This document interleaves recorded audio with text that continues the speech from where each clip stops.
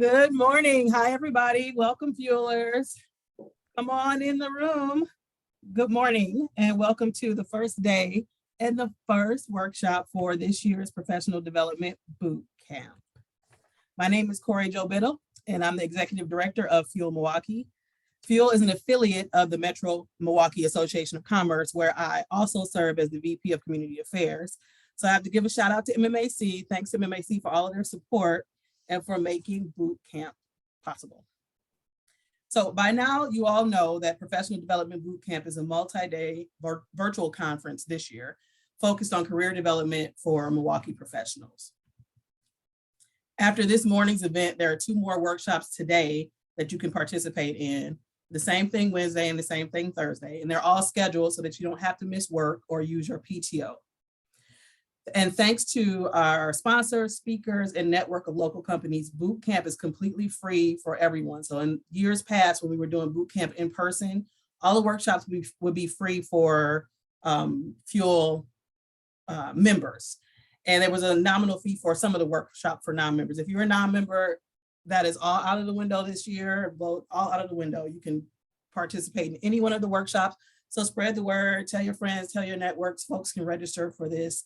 And we're considering this sort of like a New Year's gift from the business community to the professionals in Milwaukee. Now, let's recognize our Professional Development Bootcamp sponsors. Returning as presenting sponsor for this year is Marquette University's Graduate School of Management. This is their 3rd, 4th year as our title sponsor. Really appreciate all their support, making all of this happen at a really high level.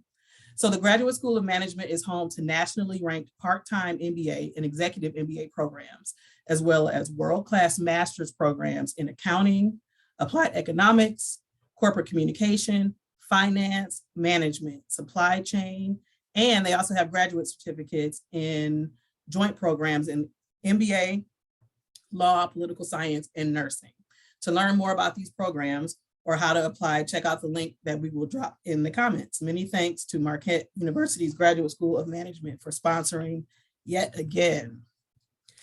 Also returning as a supporting sponsor is American Family Insurance. AmFam is known for their corporate responsibility efforts and their passion for coming together with customers, employees, and agency owners to drive positive economic and social environmental change in our community. Check them out at American Family Insurance. The website is amfam.com. All of your insurance needs, they got you covered. This year, new to the Bootcamp family as a supporting sponsor is Mandel Group. Mandel has luxury apartment communities throughout the Metro Milwaukee area, including downtown Milwaukee, Shorewood, West Dallas, Wauwatosa, Brookfield, Hales Corners, Franklin, and Oconomowoc. So no matter where you want to be in the Milwaukee area, Mandel has the perfect, beautiful apartment just for you. Visit mandelgroup.com and learn more. Another returning sponsor is our media sponsor, Radio Milwaukee. Through music and stories created for a culturally open-minded community, 88.9 Milwaukee is a catalyst for creating a better, more inclusive and engaged Milwaukee.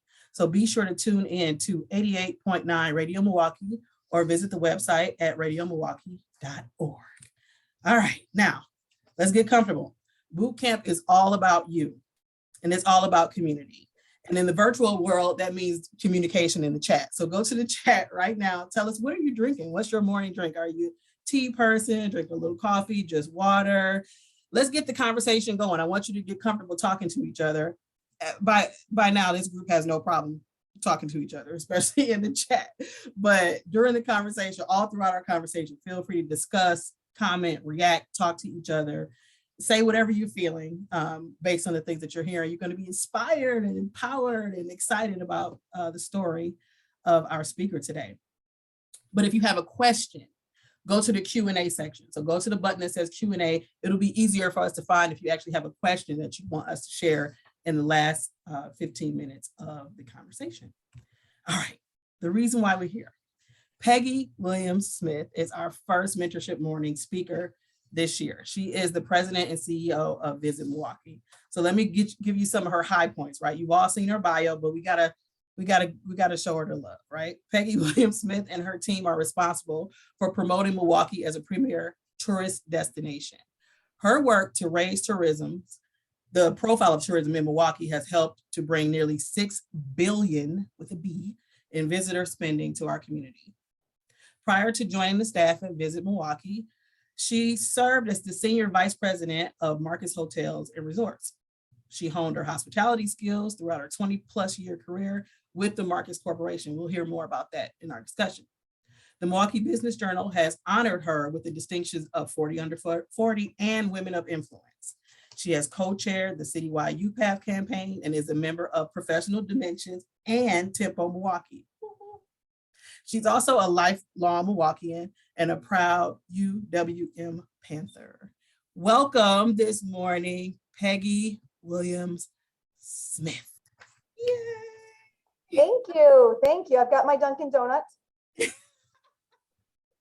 So is coffee your thing? Are you a coffee drinker? I do. I have to drink coffee every single morning. And I feel like this also gets me my milk because I don't drink milk very often. So I think it's a double win for me. Well, thank you so much for doing this for us. We've had you as a speaker before, especially when we kind of went into quarantine and had to really look at what is happening in Milwaukee, what was happening with the DNC at that time. Yes. Everybody was questioning what was going on with large scale events. You helped us out with one of those webinars to just really talk about. I mean, how long were you at Visit before the whole coronavirus breakout? 3 months. happened? 3 months. 3 months. Yes, 3 months. Oh my gosh. I mean, but you had a lot of experience in terms of like well-versed, I think, in a lot of things that come with this job. I don't think anybody would have been prepared to deal with what you had to deal with on those. I don't think that fourth month in any industry for what we had to deal with. Yeah. You know, I was just saying earlier, while we were getting ready, my husband, when I was new, he was taping everything that if I was on the news. And the other night, after a few cocktails, he decided to replay some of those. Where back in February of 2020 or beginning of March, I was like, we have no cases of corona. We are not shut down. Milwaukee is open for business. And literally the next newscast was Milwaukee's closed. He finds that funny to show me over and over again. And that's why I just really didn't know. We didn't. So it's funny to look back and see, you know, I remember saying to my team on Friday, March 13th of 2020, I'll see you guys in 2 weeks. I'm sure we're going to get shut down, but we'll all be back in 2 weeks. And we all know that didn't happen. It did not happen. Do you feel like, so just shared experience, right? Fuel has been 100% in person. Very similar to MMAC for the most part, since I've been here. So I've been working for MMAC for over 10 years. We're all about in-person, face-to-face. I was like, what are we going to do? How do we do a social virtually? Like, how are we going to, I mean, I was terrified. Right. And once I got over that, we figured it out really quick and we had to move pretty quickly, right? To come up with solutions. And now there's certain things that happen that I think would have made me nervous had it happened 2 years ago. And I'm just like, oh, well, yeah. I think it taught us, the last 2 years have taught us a lot. And although I love the fact that I can sit here in my office and know that I can go right to my next meeting, I do still miss that in-person connection. Watching on the side, being able to see everyone chat, I'd still like to see all your faces in person. So I'm still really, really, really excited for the day that we're going to start doing this in person again. Same. I feel the same way. We used to do boot camp in person and it's exciting virtually, but it was electric when we were in person because we need each other. And I learned that. That's one thing I learned during quarantine. So I mentioned during reading your bio that you are a Milwaukee native. I am. Lifelong Milwaukeean. Lifelong. So I want to get back into your childhood and little baby Peggy coming up in the world. Tell us about your childhood, growing up, your family. Let's talk about it. Well, I grew up in Greenfield. I went to Maple Grove, Greenfield Middle School, Greenfield High School, and then followed that up with UWM.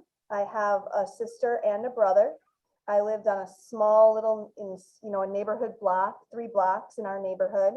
I see the meme come up pretty often. I was the bossy leader of the neighborhood. Go figure. I typically took the lead, but I always like to think back that I had an idyllic childhood. And I don't know if that's because I'm a glass half full person, but I look back at my childhood, I look back at high school and middle school, and just always look back with fond memories, because I feel like it helped to shape me into who I am and who I wanted to be. So you always had leadership qualities? Did you always feel like, okay, you come into the room and you would assess the situation and like, I'm the boss. Let's do this, y'all. Hey guys. I always got talks too much on my report card. Okay. Always, except in gym. Gym, I was never called upon to lead, but everything else, yes. Gym. No athletic ability whatsoever. I was typically, even though I was very personable, one of the last to be chosen, because they knew no matter what, I wasn't going to be able to perform. Also singing. I have a lot of passion, but my music teachers throughout grade school and middle school, and by high school, I finally realized I was never going to be good, would always say, you know what, we're going to put you in between two really strong singers. Because that way, I think what she was really saying is they'll drown you out. Drown you out, keep you on key. Exactly. When that like PlayStation karaoke came out, yeah. I remember I was at a friend's house. This is more recently, and her adult daughter was there. And the thing that she said afterwards was, that Peggy sure has a lot of passion when it comes to singing. So yeah. Bless her heart. She has a lot of passion. What were you, so you were always a people person? Are you extroverted, introverted, a blend? Very extroverted. That's why I don't like this. This is just so hard for me. Being at home, I think that first month, I thought, wow, this is not so bad. And then afterwards, I just started, even though I had a new VP of finance. So he had to come into the office because he was new to the organization. So for that next month and a half, the two of us were always here. So at least I had someone to talk to on a regular basis. Yeah. I'm very extroverted. In the chat, those are participating, tell us, are you introverted or extroverted or a little bit of both? I thought I was more extroverted than I am.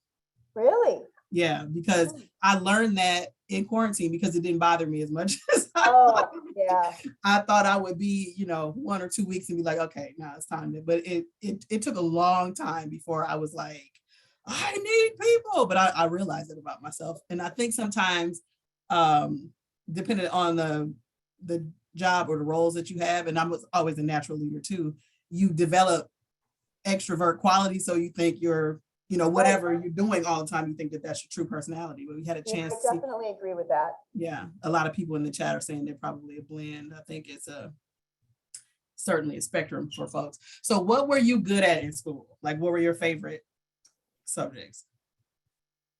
Well, I mean, I was pretty good in school, and it came pretty easy for me. So, but English, history, those things were incredibly, I loved going to those. I loved going to school. I mean, I loved waking up every day. I wasn't one of those kids who your parents had to, hit you a couple times to wake up. Yeah. I woke up every morning, energized, ready to go, wanting to see my friends. Sick days, I didn't want to take sick days. I didn't want to miss anything.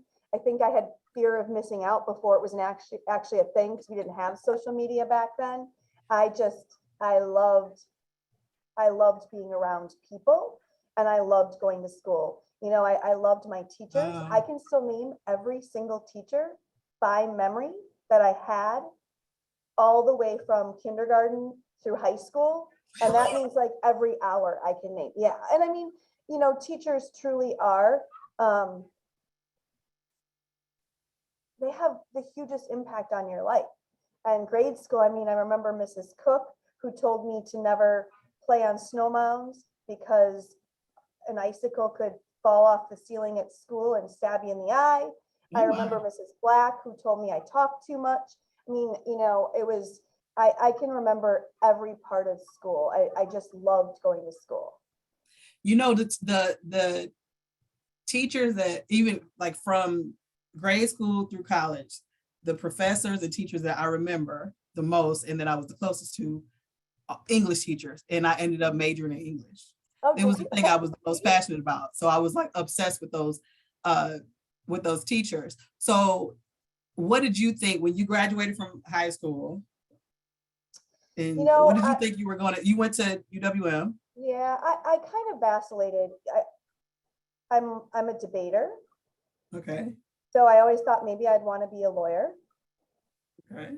Um, but then that was going to be a lot of research and a lot of alone time. And I bartended and waitressed my entire way through college. So that, I never chose hospitality as a career. I think it chose me. I just continued to move along the lines. I wanted at one point to be a broadcaster. I wanted to be on TV. I wanted to be a newscaster, hence the hair, Totally see that. broadcaster hair. My uncle was in the business, and he was glamorous, and he traveled everywhere, and he was constantly moving, and he was a producer, but it was just, I thought it was a really exciting business. So that's what I thought I was going to do, and never did anything with it. I was in hospitality. I've never left hospitality. So what did you study in college? I was mass communications, broadcast journalism. Okay, so you definitely thought you were going down that path. Okay, so you graduate from, well, did you, when you were in school, you were working? Like, how did you end up getting into hospitality? I would take semesters off. So I ended up getting a job at a country club in 1991. And every time someone would quit, I would get a promotion, and then I just stayed. And that's where I stayed, worked, 100 hours a week, because my love of school turned into a love of work. Did you work at Brentwood? I did. I was the I did too. I read that somewhere. Did you really? What year? I did. When I was in it was my senior year in high school, so it would have been 98. Okay. Yeah, I was there from 2006 to 2008 as the general manager, because of my experience being at Muskego Lakes. So I was there until 97, when I decided that I didn't want to work nights and weekends anymore. I was going to leave the hospitality industry. And I left the day that my last day was the day that Princess Diana died. Oh, wow. I remember that clearly. Yeah. And then I left for 3 months, was bored to tears, worked 2 other jobs bartending at night. I was working for one of the members who owned a construction firm, and I was doing some human resources for them. And then I got a call from someone who called Muskego Lakes, and the owner said, "You need to talk to Peggy." And then I interviewed with Marcus at the Hilton, and I started there in November of 97. Okay, so maybe that started off as just a job. Mm-hmm. And then at some point you realize there's a lot more here than I thought. What was that realization? Like, what did you think you were walking into? And then what possibilities did you see in hospitality? Because I know some people that are like, love it, they're totally into it. And there are other people that think I could never, excel in this career. But there's so many facets of it that people really don't understand. Again, I think it's about every step of the way. I had someone that I looked up to, whether it be my first job at Arby's or working at Muskego Lakes. There's just always someone that I always wanted to emulate or be. And I think that is where I drew my passion to want to continue in the industry, because I always wanted to get to that next level.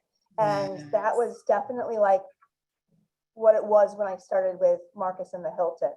It was just a beautiful hotel. The day I interviewed, they took me on a balcony. This was 1997. So remember, the Packers had won the Super Bowl, and Reggie White was on the stage speaking to people. And then they showed me this huge corner office, and they said, "This would be your office." And I'm like, "Are you kidding me? I'd have my own bathroom?" My dad said I should negotiate.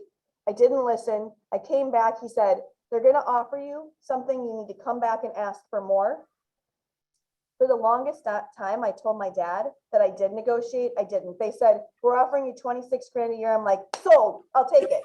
Never negotiated it. He was right a year later, when I had my first review and I was getting my raise, and it was, what it typically is, 3%, and 3% of 26,000 is not a lot of money. Right. I said, Dad, I have to tell you something. I didn't negotiate. I'm only making 26,000 and I'm only getting a 3% raise. He said, I told you. I told you so. What did you just take it? I Did did. you negotiate at that point? At that, no, I didn't negotiate until, I think that eventually I learned to negotiate on my own behalf, probably 24 years later. It took a long time, and being part of women's organizations, having mentors, having sponsors, it was just something that I had a really hard time doing for myself until I didn't care anymore, right? I knew that I was going, if you don't give it to me, someone else will. And I think that that's when I finally started to be able to negotiate for myself. Well, you have a little bit more confidence, I right. think. Mm-hmm. Yeah. For a lot of people that negotiate. I mean, that's a big thing. Anytime we do boot camp and we have negotiation workshops, they usually, fill up pretty quickly because there's some little bit of doubt or some feeling like, oh, if I ask for more, you're going to say no, or, but at some point you get the confidence and you know what you can bring. I do. It's for me, and being in sales for a majority of my career, and then moving into food and beverage where I had to negotiate contracts, I have no issue negotiating when it's for business. Yep. But when it comes to doing it for myself, it took a really long time for me to be able to do that. You talked earlier about being able to see sort of a path for yourself in the other people around you, the other leaders around you. Did you approach any of them for mentorship, or were you just sort of observing them and inspired from afar? No, I have been fortunate throughout my entire career to have mentors and sponsors. I really like to hear about other people. And when I meet someone, I like to hear everything about them. And that to me is even a form of mentorship because it teaches me things, whether you're older, younger, the same age, things that I don't know. And, I think I've been that way throughout my career. I had a great mentor when I first started with Marcus. Our general manager, Mr. Rappaport, he was amazing, and he saw something in me and he would teach me. He taught me how to read a P&L. And that is incredibly important if you want to be a business leader. He taught us, he didn't just teach me, he taught everyone, but then he'd take the extra time with me when I would ask questions. I don't understand. How does this work? Show me how this works. He was just an amazing leader. He was a general manager here in the city for years. And that was my first foray into learning that how much opportunity there was within the hospitality industry, because he started as a front desk associate. But then I would say my first sponsor was still with the Hilton, and her name is Nancy Hernandez. I know she works with you. And Nancy had been with Marcus for 6 years, about 6 years by the time I started. And she had done everything. She had worked in every department. She was in housekeeping, she was in beverage, she was in banquets.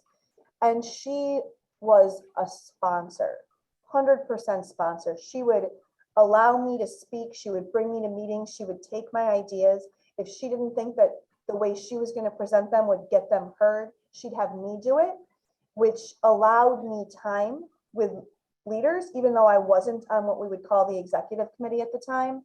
And that is by far what gave me the most confidence in terms of moving forward and putting in for positions that I may or may not have been completely ready for, because she had such confidence in what I could do.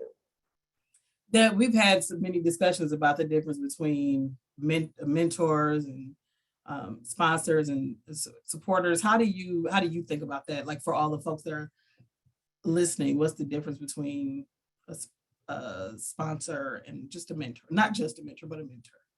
Well, a mentor, how I see it, is someone who wants you to succeed in the position that you're in or in your life, or around a certain subject, whereas a sponsor is someone who is going to make sure that you're succeeding and that people know what you're doing. And Jeannie just wrote, they kick down doors. They do. They help to make sure that you're going to be successful and that you're going to be heard and that you aren't going to stop at the place you are. And I've had, and it's, I mean, I can tell you, there have been mentors who I consider valuable, but they weren't sponsors. They didn't want to see me move ahead. I was great where I was. I was good for the organization and the position I was, and they would mentor me to be better in that position, but didn't knock down doors for more opportunities. How did you end up, Curtis Anderson said, Peggy did that for me, got me involved in West Town Association. Aw, kicking down doors, that's right. How did you develop that relationship with Nancy? Because I know people that feel like they haven't had a sponsor yet wonder, well, how do you get somebody into you enough to kick down a door for you? I was lucky. Nancy she did it for not just me, a lot of people. She was amazing. She was truly a woman's woman who did not believe in competition, believed that more women in power meant that, and I don't mean just women, but she also sponsored men that she felt were good too. She picked me. And I've had several other sponsors then throughout.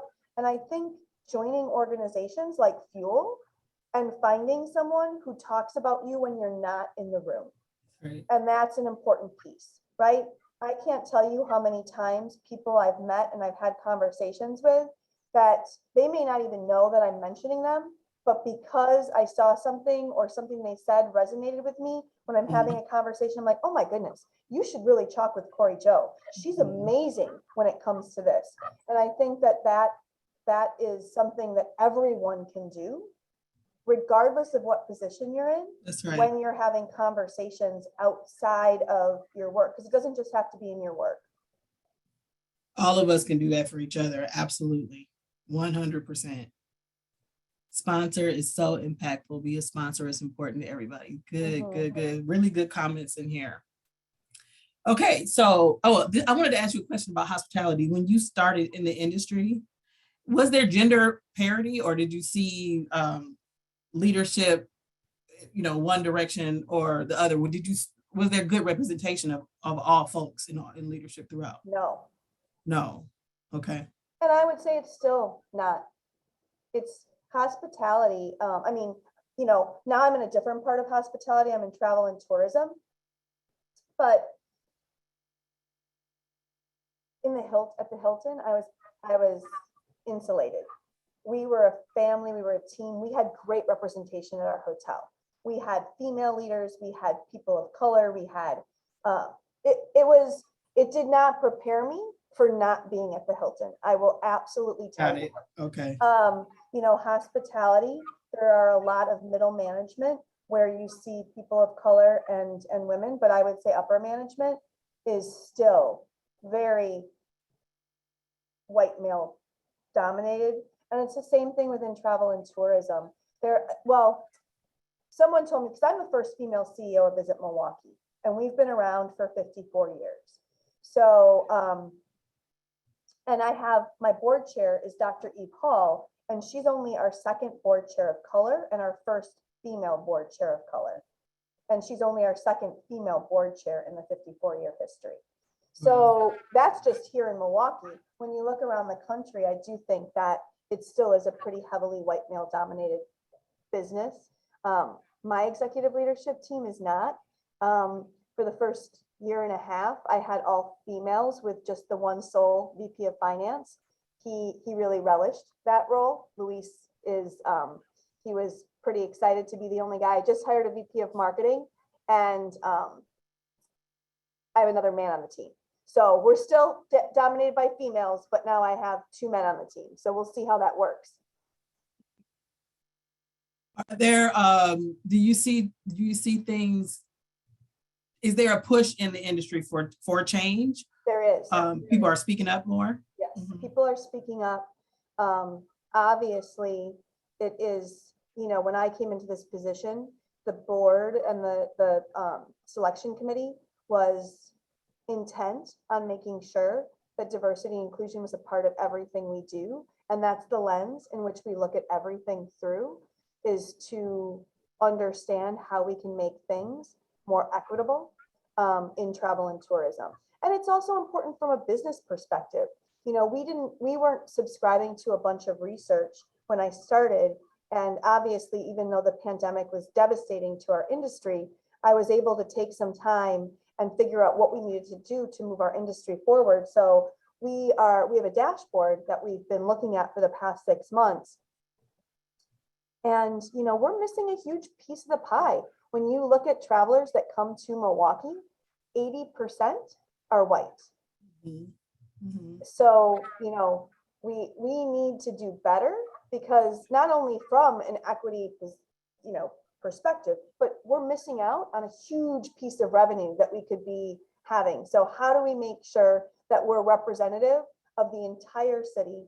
We've got many initiatives in place to make sure that our partnership becomes more diverse, that as a team we're more diverse, that we are looking at ways that we can extend tourism's traditional boundaries of downtown beyond downtown, so that we can get everyone involved. And kind of tell all the special stories of what it is to be in Milwaukee, because it is so culturally rich and interesting. It is. And the New York Times article, 52 places to visit in 2022, with Bronzeville being in there, we have nothing to do with how successful Bronzeville is. Our job is to amplify the success that is happening in our city. And we were so happy to be able to put them in touch with Bronzeville and the Kingpin Drive to show how amazingly diverse and wonderful and how attractive it is for tourism. So, those are the things that we do, is we like to amplify those things. I know people want me to get to that part because they're really, really interested in, like, what is like a tourism bureau? What do they actually do? So on the path to that and the work that you're doing now, help us understand the transition from, you have this great 20-year career in hospitality. At what point did you want to transition? What were you thinking? How did that transition work out for you? So selling at Marcus, starting with selling weddings and then conventions, and then I was always selling the city, because you can't just sell one piece of the city, you have to sell the entire city. When you're a bride and you're looking for a place to have your wedding, you don't just want the beautiful ballroom, you want the people who are coming in from out of town to be able to do something on Friday night if they're not invited to the rehearsal dinner. So I've always been selling the city. We were always, I knew everyone who worked at Visit Milwaukee. So it was a natural transition to move into this position. So that VP role that you had, was it sales? No, no, not the last couple of years. Okay. The last couple of years I was operations. I was clearly operational. I was moving, so VP of food and beverage, I was moving around the country. I was helping with the development team look at new opportunities for us, usually outside of Wisconsin and outside of Milwaukee. Mm-hmm. I was opening restaurants across the country. And then obviously still being here and making sure that the restaurants that we had here were successful. And then the last 3 years I was with Marcus, my job was trying to grow the Safe House brand. And that was first renovating the Safe House here, putting together a business plan about the markets that we would move into, identifying Chicago as the next market, opening the Safe House in Chicago, and then looking for, the third or fourth locations. But then this position became available. And, in all transparency, if you would have asked 10 years ago, my husband is the general manager of the Pfister Hotel. He's been with Marcus Hotels and Resorts for 35 years. If someone would have asked 10 years ago where we would have been, everyone would have said Tim would have been working at Visit Milwaukee and I would have been the general manager of the Pfister Hotel. And at some point that kind of changed. Mm-hmm. And here we are in opposite positions, but it was definitely something that the skill set I had built throughout my career, when I looked at what this position and this organization does, I knew that I could be one of the best cheerleaders for the city. And that is my job, is to be a cheerleader. And I just saw that someone said that we're so segregated and crime has increased. Is it more challenging to sell a safe city tour or to sway them to certain areas? So I am not oblivious to everything that happens and that's going on. And part of my job as a leader in the community is to help and to find ways to help to fix some of those things. Mm-hmm. But when I am selling the city, just like any of you, what you do in your job isn't to highlight the negative. Your job is to highlight the positive. If you're selling a widget, you don't say, well, in testing this widget broke 3 times. You talk about the successes. So, you know, I've had people sometimes say you're a Pollyanna, you're not looking at things. Believe me, I know what's wrong. And I'm part of the community, so I see it. And I do work behind the scenes to do what I can to try to make things better. But when I am selling the cities, yes, we want to showcase. I don't want to drive someone whose car is getting stolen at all. And this is a problem across the country, not just here in Milwaukee. With the pandemic has exacerbated these issues. It's made it harder for people to be able to get jobs, keep jobs, have all of these things happen. So I will tell you that when we do have routes that we take when we're doing a tour that do show, we do show more than just downtown, do not get me wrong, but we are keeping on a path that we know that will highlight the good that the city has to offer. I remember feeling when I first came on staff for Fuel, I was worked in marketing, and it was my job to sort of put together. We had a newsletter called The Connector, and it was my job to put together that and a lot of the articles that I put in The Connector came from the work that was done at Visit Milwaukee to get the rest of the world talking about Milwaukee, right? So all of the top 10 lists, top 25, Milwaukee's known for this best. I would grab all of those articles, kind of put my fun spin on them and put them in this newsletter, which was pretty fun to read. I really enjoyed doing it.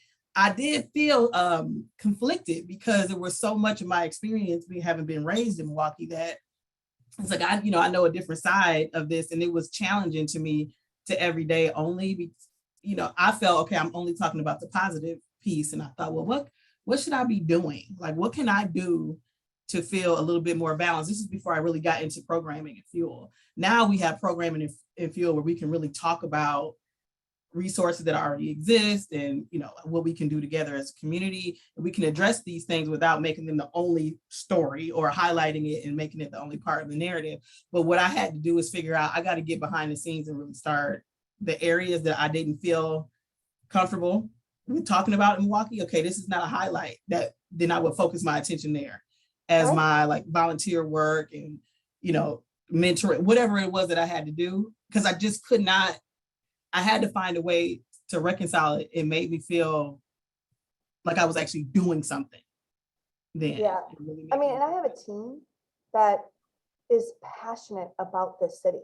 They are passionate, and they are passionate about diversity and making the city a better place. So even though they also speak of the good, they're also working to make sure that we're elevating people of color, that we're elevating so that we're doing our own part the way we can in the hospitality and tourism sector.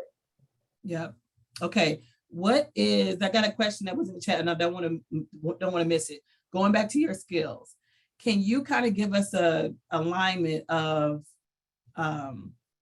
the skills that you gained in the early part of your career and how it aligns to the work that you're doing in Visit Milwaukee? Now, that's not a huge jump. I think for anybody that would hear about your career trajectory and find out where you are, people wouldn't be like, that's strange. It's not strange, but it would take some real command of the skills that you have to transition into the work that you're doing now. Can you line those up for us? What did you learn, and how does it apply?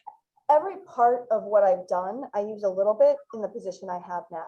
So I've led teams of people. I'm leading a team of people. When I was VP of Food and Beverage, I had direct and indirect reports all over the country in the thousands of people. When I was in sales, I was selling my hotel, or I was selling multiple hotels, or I was selling multiple venues. I'm doing that now. I think it's really helpful. I don't know many CVB, Convention and Visitor Bureau CEOs, that are so well versed in their hotel and venue inventory as I am, because I know this city so well. And I know the people in the city because I've been involved in the community. So picking up the phone and saying, hey, so-and-so, I need help, I need a letter. Hey, can we come over and see you as a business leader, because this will help us to close this deal as we're bringing this in. Never has that been more evident in this bidding process for the Republican National Convention, because I've been able to use some of those relationships that I've made throughout my career to have those phone calls to get us to the point where we are now with that event. And then it's also my volunteering and my community relationships that helped get me ready for this, more so than some of the direct skills I learned working in the hospitality industry. When we talk about inclusion and equity, you know, it's being part of Professional Dimensions on their board, which is all about inclusion and equity. It's being part of Tempo Milwaukee. It's being part of many different organizations who have those focuses. I'm on the board of the American Red Cross, and I'm on their DEI committee, you know, and in the 3 years that I've been on that board, they went from having this much diversity to having this much diversity, and the population they serve is incredibly diverse. And that makes it that much more authentic when offering those services. So, you know, it is every experience that I can draw from that help me right now. And I'm always learning. You know, I've never been a CEO before. I've never been in a CVB. So I take advantage of those peer-to-peer relationships that I can garner through the state organization, the international organization. I'm not afraid to ask questions. I'm not afraid to reach out to someone and say, I don't understand this. I don't know this. Can you help me? And I think that that natural curiosity helps to make sure that you continue to grow if you're asking questions all the time. Explain to us what a Convention and Visitors Bureau, like what does Visit Milwaukee do? Like why do you guys exist, and what does the work look like? So we exist specifically to sell and market the city, right? And then to create economic impact for everyone in the city based on those outside dollars coming into the city of Milwaukee. So I have a sales team whose sole job is to create relationships and attend trade shows so that they can bring and introduce Milwaukee to large conventions. Our sports side, we just launched Sports Milwaukee. Youth sports is on an incredible growth trajectory. If you have kids, I'm sure you know that. Your kids are playing soccer, they're playing volleyball, they're playing baseball. Whatever it is they're doing it all the time. So we created Sports Milwaukee so that we could capture more of that business. And that team is out there showing people all that Milwaukee has to offer in terms of places to hold sporting events. And then our marketing team's job is to market the city to leisure travelers, as well as to create and maintain branding for the city. So, you know, throughout the years, a great place on a great lake, genuine American city, those taglines were in conjunction with other organizations created by and then marketed through Visit Milwaukee, or what was the Greater Milwaukee Visitor and Convention Bureau. But and you know, that's what we continue to do to this day. So if like when Forbes, Fortune, Marie Claire, whatever it is, comes out with these lists and we're on it, you know, there was one that Milwaukee was voted the, you know, second sexiest city in America by Marie Claire. Well, that was my favorite one. The Midwest sexiest city. The Midwest sexiest city. The Midwest sexiest city. Okay, so they're about how green we are or how walkable we are. All of these, I used to read these articles and think, how do they know that? That comes through. Now that comes through my PR team, communication. Okay. We have an amazing communications team, which is part of our marketing team. And their job is to make sure that they are on the phone with media all the time, telling them all of the great things there are to do in Milwaukee. When travel writers come in, they organize their trips. So we just had the Society of American Travel Writers here in October, 250 travel writers from across the globe that came here to Milwaukee, and everyone experienced different things while they were here so that they could then write about us for years and years to come. And we're seeing some of that now. Some of these travel writers that they were here and now they're calling us and asking us questions, and then we feed them information so that they can write stories about Milwaukee. Okay, I see questions coming in. Make sure you put your questions in the chat. I have my colleague Karen, she's in the chat looking for any questions that we missed. But if you have a question, because we're at the last 15 minutes now, move it over to the Q&A because it'll be easier for us to find it. There is one in the Q&A that I'll ask you right now. Okay, this is a question from someone who would like to know more about any tips or tricks that you have to negotiate for yourself. I just told you I'm not very good at it. I only started doing it when I got this job. That was the first time I negotiated for myself. You know, I think it's a matter of just knowing your worth and understanding that if someone says no, you have the choice to accept or to walk away. And I think that's the biggest thing. I always felt that I was going to be looked at as someone who caused issues if I negotiated versus just taking what they offered me.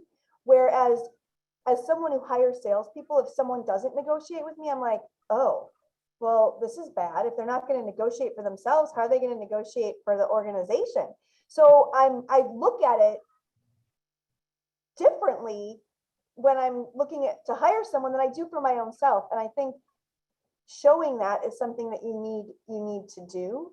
And if you think of it that way, maybe it would be easier for you, because maybe the person you're interviewing with is like, well, if you can't negotiate for yourself, how are you going to negotiate on behalf of the organization or the company? Mm-hmm. Yeah, and I think too, when we think about negotiation, I think there's a picture in your mind of like right. hard hitting negotiate.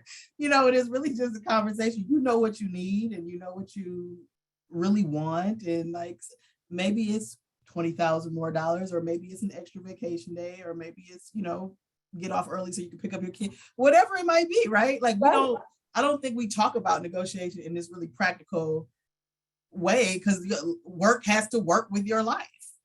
And I do think too that you need to be reasonable. You need to understand the position that the organization is, and you need to do your research, right?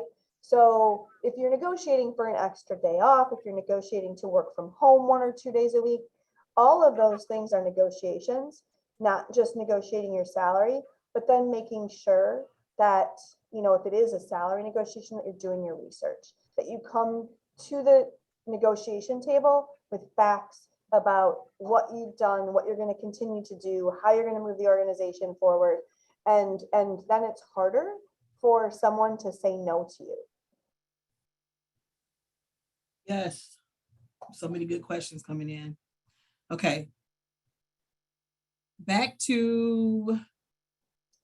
So I see one here. Yes. Yeah. Go ahead. How do we highlight businesses that are not in traditional tourism zones? That's how I would say it.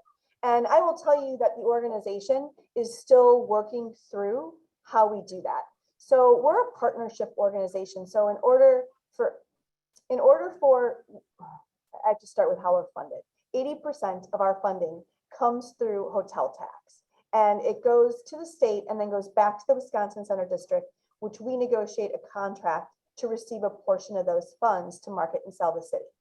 As you can only imagine, with hotel occupancies hitting record lows over the last 2 years, my budget has been cut in half. So partnership is a way for us to look outside of those, because you can't represent everything, right? Like there's 35,000 businesses in the city of Milwaukee. Let's just say that's not the right number. And, we couldn't promote all 35,000. So we're a pay to play organization. And, before I got here, we didn't have a way to really make sure that we were bringing those diverse businesses in that weren't in the traditional tourism zones so that they could also be highlighted, because you need those. You need those businesses so that you can highlight things that are happening, that are cool, that are awesome outside of the downtown area. So we've restructured our partnership, and we've also restructured how we give partnership away. So we used to do 5 diverse owned businesses. And I said to the team, I'm like, well, our city is 38% African American. So we're only giving away 5 diverse owned businesses. Let's think about how we're doing this as we're moving forward. So we've made the barrier to entry $99, right? If you're under 25 employees, you're diverse owned, veteran, minority, women, LGBTQ+, we are giving you entry for $99. If you're not a lead receiving restaurant, so that we can talk about you, because we want to talk about, someone said, I'm going to butcher how you say it, El Senora, Senorali, it's in here, or Juice Kitchen. Like, we want to highlight those businesses, so we want them to become partners. So now twice a year, we do a push where our membership, our partnership sales team is out there talking to those businesses so they can become members, so that we can then highlight them. And highlighting is different. It doesn't mean that that they're going to get, booked for this, but it may be on a list of 10 for a travel writer who only wants to see Hispanic or Latino owned businesses, or they only want to see Black owned businesses. And then we, shuffle who we show them to and how we highlight them while they're here.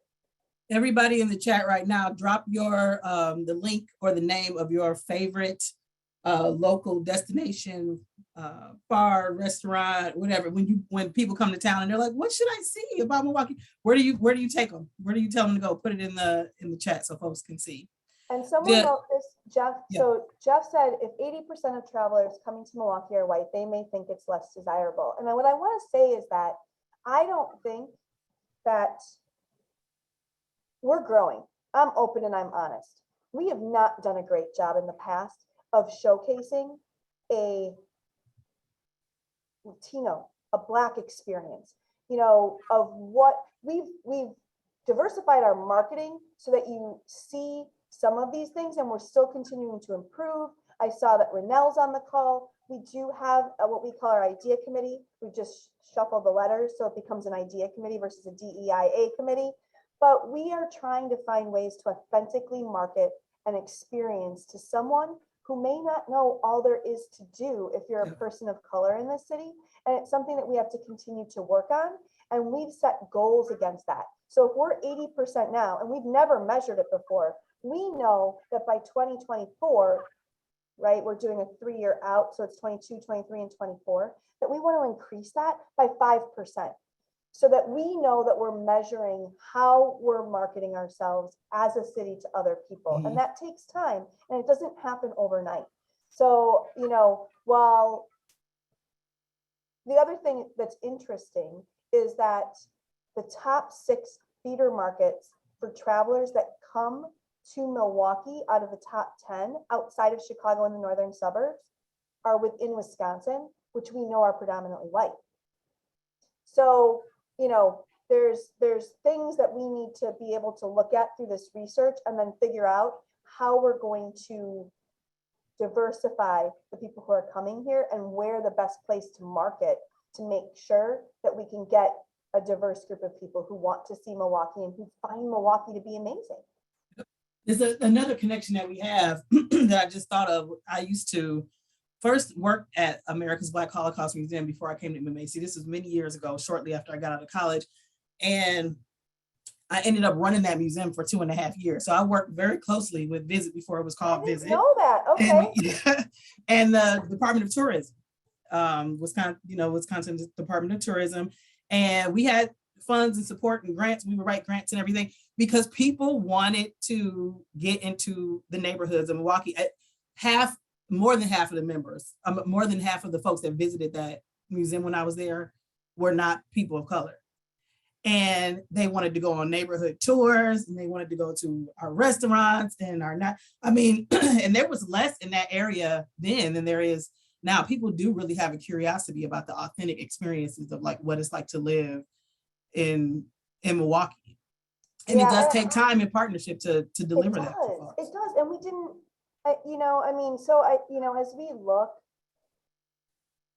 there, believe me, there's a lot of work to be done. There's so much, but we have so much potential as we see things moving forward to make sure that we're highlighting all of these great things. I'm so excited for the grand opening of the Black Holocaust Museum on February 25th. It's something that the organization here has been looking forward to since even before I got to visit Milwaukee.